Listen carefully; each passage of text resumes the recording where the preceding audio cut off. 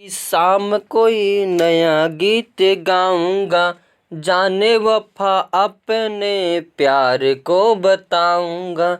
आज कोई नया गीत गाऊंगा, राज वफा सबको दिल से सुनाऊंगा।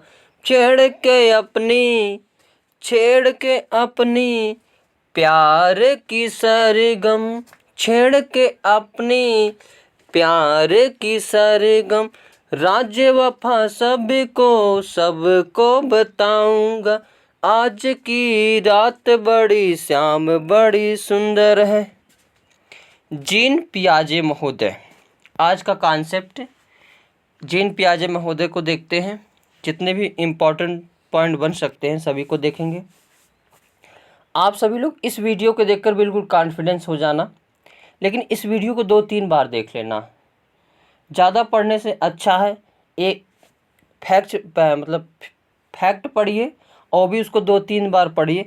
आईएएस सक्सेस एक व्यक्ति कहते हैं कि आप किसी चीज़ को याद नहीं कर सकते हो, लेकिन आप उसको इतनी बार रिपीट मार दो, इतना बार उसको देख लो कि ये दिमाग है। अगर दिख गया तो देखते ही आप आंसर लगा लोगे। तो क्या कहूँ मैं तुमसे, मुझको क्यों तू रटते हो, मुझे प्यार से देखो कई बार, मैं तुम्हारे दिमाग में बसते हैं। जीन पियाजे महोदय ने संज्ञानात्मक विकास का सिद्धांत का प्रतिपादन किया था। कॉग्निटिव डेवलपमेंट थ्योरी एक पॉइंट यहीं से बन सकता है, हालांकि यहाँ से टेट में नहीं बनेगा, टेट में बनेगा। सीटेट में कहाँ से बनता है अभी उसको दिखाते हैं और सभी पॉइंट को डिस्कस करते हुए चलते हैं। जीन पियाजे महोदय कहाँ के मनोवैज्ञानिक थे? तो जीन पियाजे पहले आता क्या थे? मनोवैज्ञानिक थे। कहाँ के थे? स्विट्जरलैंड के थे। और इस विकास का प्रतिपादन इन्होंने ही किया था, यानी संज्ञानात्मक विकास का सिद्धांत किसने दिया था? तो जीन पियाजे महोदय ने। इन्होंने प्रयोग किस पर किया था? तो अपने बच्चों और आस पड़ोस के बच्चों पर संज्ञान, ज्ञानात्मक और मानसिक, ये प्रश्न इम्पॉर्टेंट सीटेट के लिए, संज्ञान मानसिक विकास का अध्ययन करके यह सिद्धांत प्रतिपादित किए थे। इसलिए इस सिद्धांत को विकासात्मक सिद्धांत और अवस्था का सिद्धांत भी कहा जाता है। तो प्रश्न पूछा जाता है कि विकासात्मक सिद्धांत और अवस्था का सिद्धांत क्यों कहा जाता है? तो इसका सटीक आंसर है, इन्होंने अपने बच्चों और पास पड़ोस के बच्चों के संज्ञान, ज्ञानात्मक और मानसिक विकास का अध्ययन करके इस सिद्धांत को दिए थे। इसलिए इस सिद्धांत को विकासात्मक सिद्धांत और अवस्था का सिद्धांत भी कहा जाता है। पियाजे का मानना है कि जैसे जैसे बच्चों में जैविक परिपक्वता, बायोलॉजिकल मैच्योरेशन आती है, वैसे वैसे वह वस्तुओं के बारे में अपने दिमाग में कॉन्सेप्ट बना लेते हैं। तो उन्होंने कहा कि बच्चा जिस प्रकार मैच्योर होता है, उसी प्रकार उसके दिमाग में क्या होता है? वस्तुओं की छाप बना लेता है। जैसे वेन हिले महोदय ने बताया था कि जो बच्चे ज्योमेट्री सीखते हैं 5 स्टेप में सीखते हैं, तो वैसे ही इन्होंने बताया कि बच्चों में जैविक परिपक्वता आ जाती है तो वे वस्तुओं का कॉन्सेप्ट अपने दिमाग में क्या कर लेते हैं? बना लेते हैं। इन्होंने एक डिफिनीसन दी थी, फेमस डिफिनीसन है, इम्पॉर्टेंट डिफिनीसन है कि इसको ज़रूर याद रखना, सीटेट के लिए मोस्ट इम्पॉर्टेंट है। इसमें इन्होंने कहा, एक मिनट दोस्तों, कहा बच्चे सक्रिय ज्ञान निर्माता तथा नन्हे वैज्ञानिक हैं जो संसार के बारे में अपने सिद्धांतों की रचना करते हैं। इन डिफिनीशन को अच्छी तरह से याद कर लेना, क्योंकि ये डिफिनीशन डिट्टो छपती है और पूछती है किस मनोवैज्ञानिक ने ऐसा कहा था।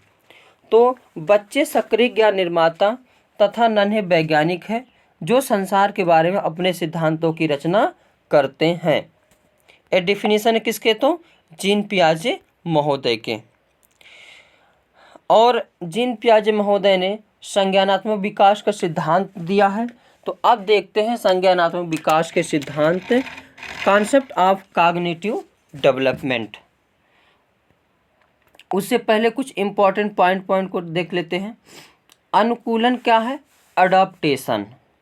तो वातावरण के अनुसार अपने आप को ढालना अनुकूलन कहलाता है। ये पॉइंट एग्जाम में छपता है कि बच्चे अपने आप को ढाल लेते हैं, वह क्या कहलाता है? तो अनुकूलन, एडॉप्टेशन। जैसे आप स्कूल में जाते हो, शुरू में तो आपको स्कूल में जाना डर लगता है, लेकिन धीरे धीरे उसमें रहते हुए, पहले तो मम्मी पापा बहुत मार के स्कूल भेजते हैं, लेकिन जाते नहीं बच्चे हैं, लेकिन धीरे धीरे उनका लगाव हो जाता है, यानी उसी रूप में ढल जाते हैं, तो वह क्या होता है? अनुकूलन होता है। एक होता है आत्मसातकरण, एसिमिलेशन। क्या? आत्मसातकरण। यह क्या है? तो पूर्व ज्ञान को नए ज्ञान के साथ जोड़ना आत्मसातकरण कहलाता है। जैसे आप किसी लड़की को देखते हैं और उसी की लड़की की तरह आपको कोई और दिख जाता है, तो आप जो पूर्व में उसके प्रति कॉन्सेप्ट बनाए रहते हैं, मान लेते हो आपका फेवरेट कोई मित्र है, तो उसके प्रति अच्छे कॉन्सेप्ट बनाए रहोगे, अच्छे विचार सोचते रहोगे, अच्छे चीज़ जानते रहोगे। लेकिन इसी प्रकार आपको कहीं और एक ऐसे ही लड़की डिट्टो मिल गई, लेकिन उसके अंदर कूट के बदमाशी भरी है, कूट के उसके अंदर बेईमानी भरी है, और कूट के उसके अंदर गड़बड़ विचार भरे हुए हैं, तो आप पूर्व ज्ञान में जो अपने मित्र के प्रति कॉन्सेप्ट बनाए हो, उसमें थोड़ा सा चेंजिंग करोगे कि ये भी गड़बड़ हो सकती है। जैसे यहाँ पे कुत्ता है, काला कुत्ता बच्चा देखता है, फिर सफ़ेद देखता है तो कंफ्यूज हो जाता है, लेकिन जानता हाँ ये क्या है?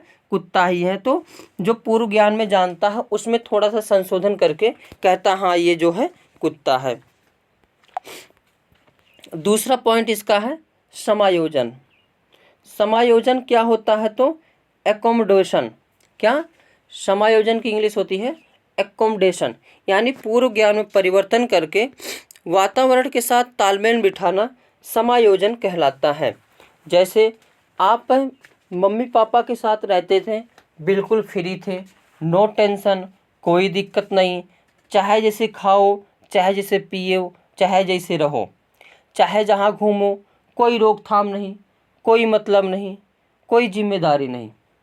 लेकिन वहीं जब आपकी बीवी आ जाती है तो आपकी सारी जो फ्रीडम होता है छिन जाता है, और आदमी उसको कैसे एक्सेप्ट करता है? तो पहले जो उसके नॉलेज था, पहले घूमता था, पहले फिरता था, तब वह बंद करके उसमें परिवर्तन करके जैसे बीवी कहती है उसी हिसाब से करना पड़ता है, उसी हिसाब से चलता है। तो जो पहले कॉन्सेप्ट था, मैं आराम से खाऊंगा, पीऊँगा, रहूँगा, घूमूंगा, ज़िंदगी अच्छे से है, लेकिन बीवी के आने के बाद आपकी लाइफ में चेंजिंग आती है, और पूर्व जो ज्ञान में जो कॉन्सेप्ट होता है उसमें चेंजिंग करते हो, और इसके वातावरण के साथ ढलते हो। अगर नहीं ढलते हो तो फिर बीवी क्या करती हो तो पता ही चलता है। तो जैसे यहाँ पे कुत्ता को देखा था बच्चा, और कुत्ता को देखने के बाद बिल्ली को देखा, तो बिल्ली बोला मम्मी मम्मी ये तो कुत्ता है। तो मम्मी ने समझा बेटा ये कुत्ता नहीं है बल्कि ये बिल्ली है। तो वह उसमें चेंजिंग किया कि सभी 4 पैरों वाला कुत्ता नहीं हो सकता, ये बिल्ली है, बिल्ली म्याऊं म्याऊं करती। तो क्या किया? अपने पूर्व ज्ञान में वातावरण में के साथ तालमेल बिठाया और समायोजन किया, यह क्या है? बिल्ली है। इसका दूसरा एक पॉइंट है साम्य धारण या संतुलन। क्या है? ये सारे इंपॉर्टेंट पॉइंट है, सभी को बहुत अच्छे से समझने की कोशिश करना। साम्य धारण या संतुलन, इसके द्वारा बच्चा आत्मसातकरण और समायोजन की प्रक्रियाओं के बीच संतुलन कायम करता है। क्या करता है? तो इसके द्वारा बच्चा जो आत्मसातकरण किया रहता है और समायोजन किया रहता है, उनके बीच क्या करता है? संतुलन कायम करने की कोशिश करता है या कायम करता है। आत्मसातकरण मतलब किसी चीज़ के बारे में कॉन्सेप्ट को अपने आत्मसात कर लेना, और समायोजन क्या करना, उसको चेंज करके जो है उसको एक्सेप्ट कर लेना, समायोजन कहलाता है। ठीक, तो पूर्व ज्ञान को नए ज्ञान के साथ जोड़ना आत्मसात्करण हो गया, और पूर्व ज्ञान में परिवर्तन करके जोड़ना उसे क्या हो गया, समायोजन हो गया। तो इन दोनों के बीच की जो प्रक्रिया होती है उसी को हम क्या कहते हैं, तो साम्य धारण या संतुलन कहते हैं। अब मम्मी पापा के साथ अच्छे से आप फ्रीडम में थे, पत्नी आई थोड़ा सा बध गए, जबकि ये थोड़ा सा अच्छा नहीं लगा, लेकिन आपको उसमें ढलना पड़ेगा, ज़बरदस्ती ढलना पड़ेगा। और जो संतुलन कायम करने का, जैसे कभी कभी मतभेद हो जाता है। देखो, विचार एक ऐसी चीज़ होती है सुख जो सभी को अपनों से बांध के रखती है, अपनों के पराये से भी अपने हो जाते हैं। लेकिन अगर तुम्हारा विचार परिवार के से मैच नहीं खा रहा तो आपका कहीं जो परिवार से भी नहीं बैठता है। तो आपका जो विचार होता है, विचार महान होता है। विचार जैसा रखोगे वही जो है पॉजिटिव रखोगे तो पॉजिटिव चीज़ें आपके सामने आएंगी, और विचार जो नेगेटिव रखोगे तो नेगेटिव विचार सामने आएगी। तो जो पहले मम्मी पापा के साथ विचार था फ्रीडम वाला, अब बीवी के साथ भी करना चाहते हो, लेकिन बीवी करने नहीं देगी। अगर तुम 7 समुंदर पार कहीं खुशियाँ जता रहे हो तो बीवी को पता चल जाती है, और टनाक से फ़ोन आ जाता, जितनी खुशियाँ होती सारी खुशियाँ गायब। दिल का धड़कना 6,000 की स्पीड से हो जाता है, और दिल की धड़कन रुक जाती है, शौक लग जाता है। तो उसमें जो है संतुलन कायम करते हो, रुको कोई दिक्कत नहीं, बीवी का फ़ोन अभी मैनेज करते हैं। तो लेकिन जो है उसको तो पता चल जाता है, इनका टावर बहुत ज़बरदस्त होता है। आगे है स्कीम्स क्या है, तो अनुभव या व्यवहार को संगठित करने की ज्ञानात्मक संरचना को स्कीम्स कहते हैं। तो स्कीम्स क्या है, जो आपने अनुभव किया और व्यवहार को संगठित करने के लिए जो ज्ञानात्मक संरचना होती है। जैसे हस्बैंड वाइफ में लड़ाई हुई और उनकी समझ में नहीं आ रहा अब क्या किया जाए, तो उनके जो है लड़के सास ससुर या लड़के पापा मम्मी जो व्यवहारिक बताते, देखो बेटा ऐसा ऐसा हुआ था, ऐसा ऐसा तुम्हारे साथ भी हो सकता है, ऐसा ऐसा करो नहीं तो गड़बड़ हो जाएगा। तो मम्मी पापा उसको समझाते, ज्ञान देते हैं। तो जो अनुभव या व्यवहार को संगठित करने की ज्ञानात्मक संरचना होती है उसी को हम स्कीम्स कहते हैं। क्या कहते हैं, स्कीम्स कहते हैं।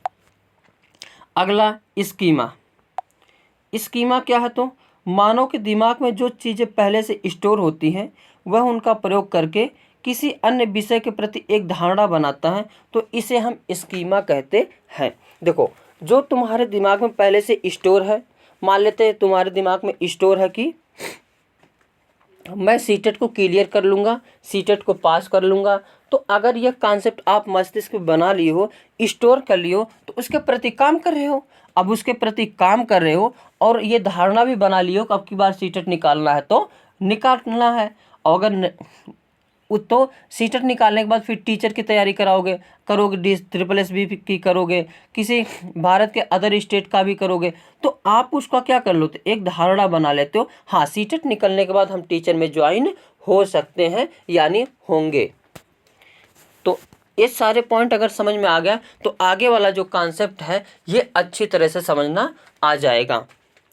आज का सेशन मोस्ट इम्पॉर्टेंट है। पियाजे के संज्ञानात्मक विकास की कितनी अवस्थाएं बताई है, तो 4 अवस्थाएं बताई हैं। कभी कभी इन चारों अवस्थाओं को सीटेट में ही क्रम लगाने का आ जाता है और डेट पूछ लिया जाता है। तो इसमें ये जो कॉन्सेप्ट ये बताने जा रहा हूँ, इसमें आप किसी भी पॉइंट को स्किप्ड नहीं करना है। हर एक पॉइंट को हो सके तो उसको अपने कॉपी पर नोट कर लेना, और वो यही जो है देख करके एग्ज़ाम देने चले जाना। देखना आपको इससे बाहर जो है इस कॉन्सेप्ट से, इस टॉपिक से नहीं आएगा।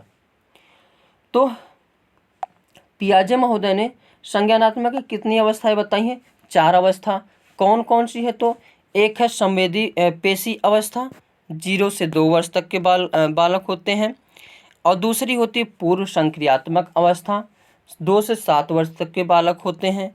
तीसरी होती है मूर्त संक्रियात्मक अवस्था, जो 7 से 11 वर्ष तक के बालक होते हैं, और चौथी है औपचारिक संक्रियात्मक अवस्था, 11 से 15 वर्ष तक के बालकों में होती है। तो एक एक को देखते हुए चलते हैं, किसी भी पॉइंट को स्किप्ड नहीं करना है। कभी खुशियाँ को सरगम सजेगा, कभी तो सीटेट में पास होंगे, सीटेट में पास होंगे तो लाइफ सेटल होगी, लाइफ सेटल होगी तो सब कुछ अच्छा होगा।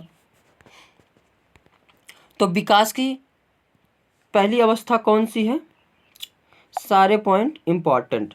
संवेदी पेशी अवस्था, सेंसरी मोटर स्टेज, 0 से 2 वर्ष तक के बालकों में यह पाई जाती है। इस अवस्था में बच्चा अपने ज्ञानेंद्रियों के माध्यम से सीखता है। ज्ञानेंद्रियां क्या होती हैं?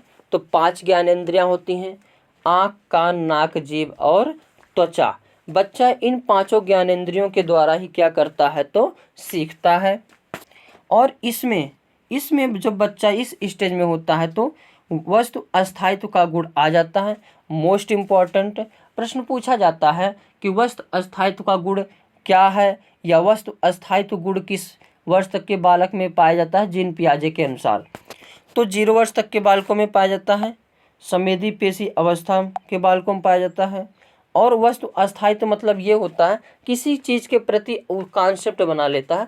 कॉन्सेप्ट मतलब बस जानता, हाँ ये वस्तु वहाँ पे रखी, वो दिख रही है, कुछ प्रतिक्रिया सोचेगा नहीं इसमें।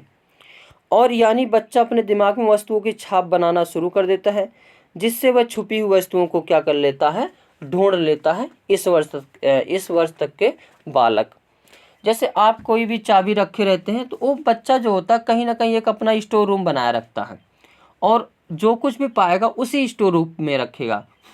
बाई चांस आपका बच्चा पा गया चाबी, आपको नहीं पता है, तो बेटा उसे कहोगे बेटा मेरा चाबी गायब हो गया, कहाँ? तो दौड़ते हुए जाएगा, वहीं से चाबी निकालेगा और आपको दे देगा।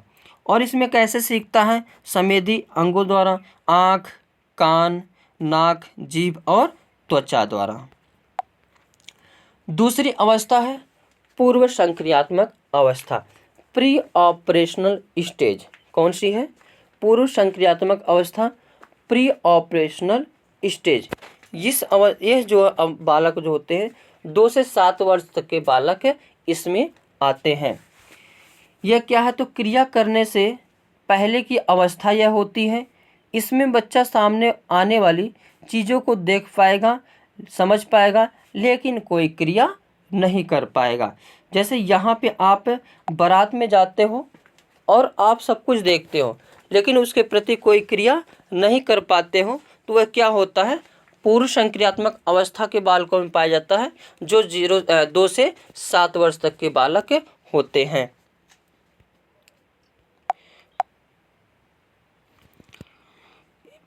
इस अवस्था के बालकों में कुछ गुण पाए जाते हैं, उन गुण को देखते हैं। प्रश्न पूछा जाता है कि ये गुण किस अवस्था के बालकों में जीन पियाजे के अनुसार पाया जाता है। हालांकि जीन पियाजे महोदय ने कहा था कि ये इसी वर्ष तक के बालक में पाया जाना निश्चित है, अनिवार्य है, और यही होता है। यही थोड़ा सा बातें इनकी जो है सबको पचती नहीं है। इन्हीं के बातों को काट करके एक और मनोवैज्ञानिक आए थे, उनका कभी और डिस्कस करेंगे। आज के इस सेशन में बस इतना इनको ही देखते चलेंगे। तो इस वर्ष तक के बालकों में जीववाद का गुण पाया जाता है। जीववाद क्या? एनिनिज्म, यानी जब बच्चा सजीव और निर्जीव वस्तुओं में अंतर नहीं कर पाता है तो उसे हम कहते हैं जीववाद। जैसे आप लोग मतलब अगर बच्चा है कहीं गिर गया है, आप खिला रहे हो उसको, तो अगर वह नीचे ज़मीन पर गिर जाता है तो आप लोग कहते हो ये धरती माँ मारी है, लो पट पट मार दी धरती माता को पैर से। तो बच्चा क्या करने लगता है? हंसने लगता है। यानी वह सजीव और निर्जीव के बीच अंतर नहीं कर पाता है। इसी को कहते हैं जीववाद का गुण पाया जाता है, यानी हर चीज़ में वह जीव को देखता है। जैसे जा रहा बचपन में बहुत उंगली दबती थी, जल जाते थे, गिरते थे, बहुत क्रियाएं होती थी। तो अगर आप दरवाज़ा बंद करते उसकी उंगली दब गई तो आपने कहा दरवाज़ा मार दी, लो पट पट मार दिया, लो दरवाज़ा रोने लगा, तो बच्चा जो हंसने लगता है। आप देखो कितना भी गुस्सा हो, कितना भी नाराज़ हो, कितना भी बदमाशी कर ले, लेकिन बच्चा एक बार अगर हंस देता है तो सारी जितनी तुम्हारी गुस्सा होती है सब शांत हो जाते हैं, सारे गुस्सा ख़त्म हो जाते हैं। और ऐसा होना भी चाहिए। गुस्सा जो हमेशा पानी के बुलबुलों की तरह होना चाहिए। बुलबुले जो होते हैं ये नहीं दिखा और तुरंत क्या हो सकता है, समाप्त हो सकता है। एक दूसरा अहम केंद्रित का गुण भी इस वर्ष तक के बालकों में पाई जाती है। यानी जब बच्चा यह सोचना शुरू कर देता है कि वह जो कर रहा है, सोच रहा है, वह सब क्या है, ठीक है, तो उसमें क्या पाया जाता है, अहम केंद्रित। जैसे आप कहीं जाते हो, कपड़ा उपड़ा पहन के पूरा सज धज के कहाँ जाओगे, वही बारात में, और वहाँ पे देखोगे वाह वाह क्या मस्त मस्त सीन नज़ारा है और सभी लोग हमको ही देख रहे हैं।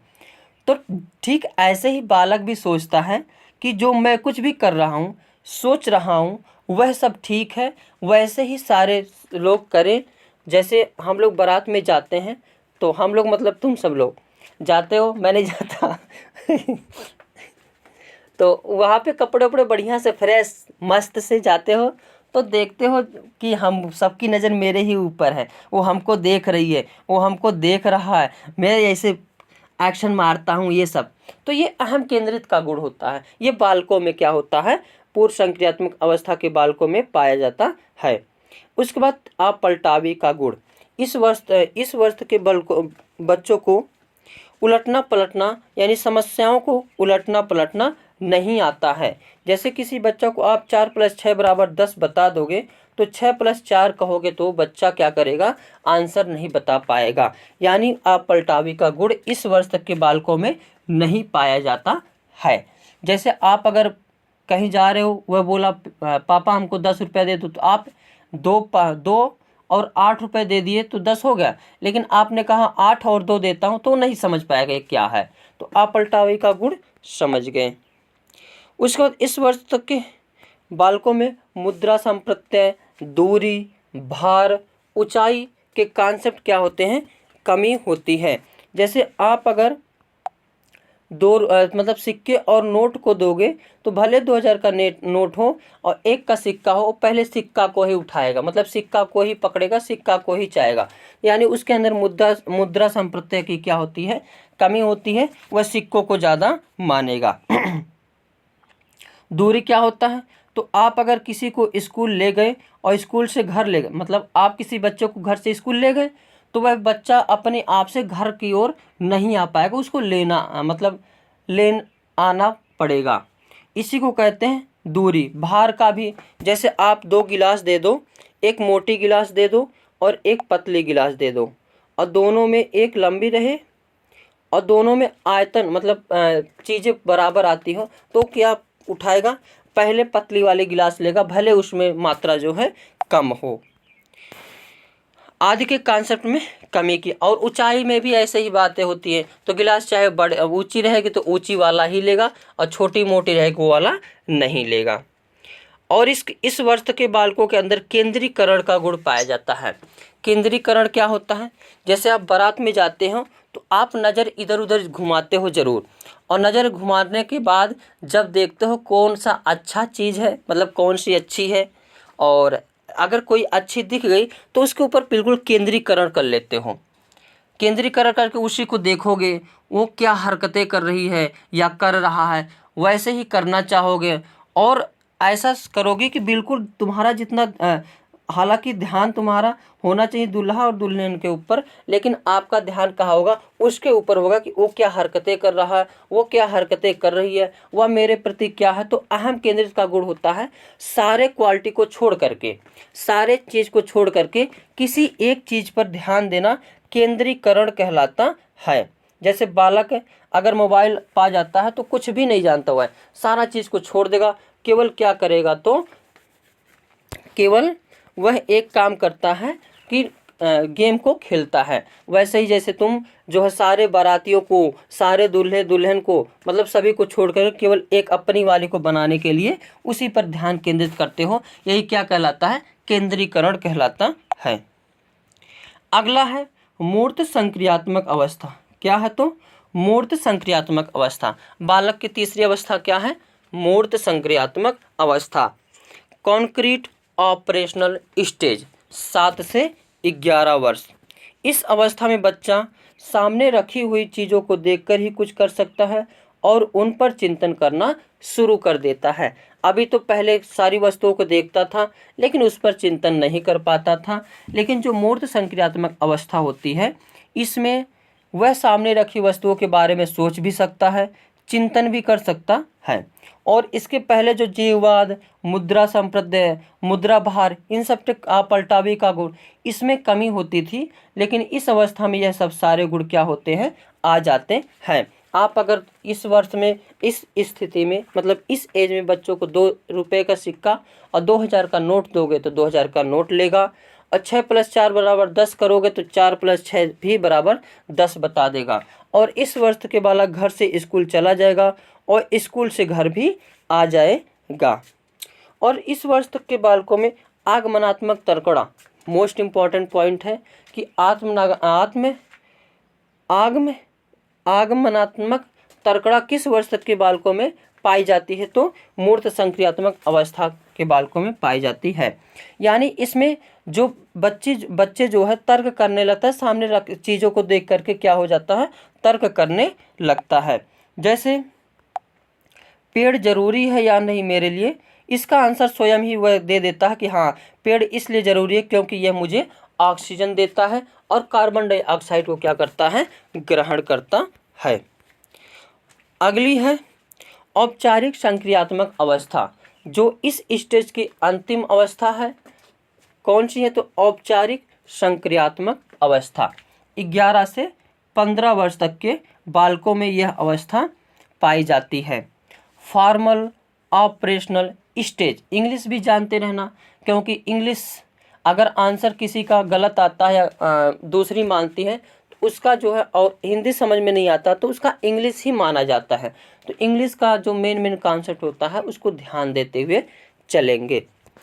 तो फॉर्मल ऑपरेशनल स्टेज यानी औपचारिक संक्रियात्मक अवस्था किस वर्ष तक के बालकों में होती है, तो 11 से 15 वर्ष तक के बालकों को कहा जाता है। यह संज्ञान की सर्वोच्च अवस्था है। तो औपचारिक संक्रियात्मक अवस्था क्या है, संज्ञान मतलब संज्ञान की क्या है, सर्वोच्च अवस्था है। और इसमें बच्चा अमूर्त चिंतन करने लगता है।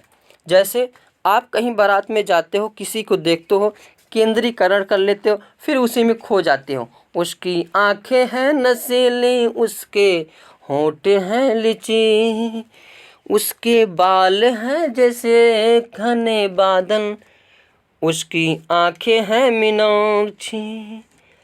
ये सारे चीज़ सोचने लगते हो और उस पर अमूर्त चिंतन करने लगते हो। जो चीज़ देखते नहीं उसके बारे में भी सोचने लगते, मेरा उसके साथ सगाई हो जाएगा, शादी हो जाएगा, एक बेटा बेटी हो जाएगा, और उसका वहाँ तक कि नाम भी सोच लेते हो, उसका नाम क्या क्या होने वाला है। तो ये सारे चीज़ देख कर मतलब अमूर्त चिंतन ही कर लेते हो। और फिर उसको बेटा की शादी भी करते हो। हम लोग बूढ़े हो गए, जैसे नहीं अभी ऐश्वर्या राय थी, उनका वो इतनी पुरानी हो गई और एक मूवी बनाई है जो बिल्कुल पुरानी है, मतलब ओल्ड, जब वो बूढ़ी हो जाएंगी उस पर थी। तो यानी उनका भविष्य दिखाया गया है उसमें कि भविष्य में वो कैसे दिखने वाले हैं। ऐसे तुम लोग भी किसी एक के ऊपर अपना केंद्रीकरण कर लेते हो और केंद्रीकरण करने के बारे में उसका पूरा अच्छे से सोचते हो। आंखें हैं मीन जैसी, बाल हैं घने बादल जैसे, गाल हैं चमकीले फेयर लवली जैसी, होठ हैं गुलाब जैसे। ये अमूर्त चिंतन करने लगते हो और इतना बढ़िया बढ़िया बड़ाई करते हो। तुमको अगर एक बार गाली भी दे दे तो तुमको वो कोई नहीं, सब बढ़िया ठीक ठाक, कोई दिक्कत नहीं है। और इसमें निगमनात्मक तर्कड़ा यानी इसमें बच्चा नियमों के ऊपर तर्क करने लगता है। जैसे अगर मैथ का क्वेश्चन सॉल्व करना है तो किस नियम से करना है, कैसे करना, वो उसके बारे में सोचने लगता है, यानी निगमनात्मक तर्कड़ा करने लगता है। तो आज के सेशन में बस इतना ही। कैसा लगा इसको कमेंट बॉक्स में ज़रूर बताना। Thank you for watching.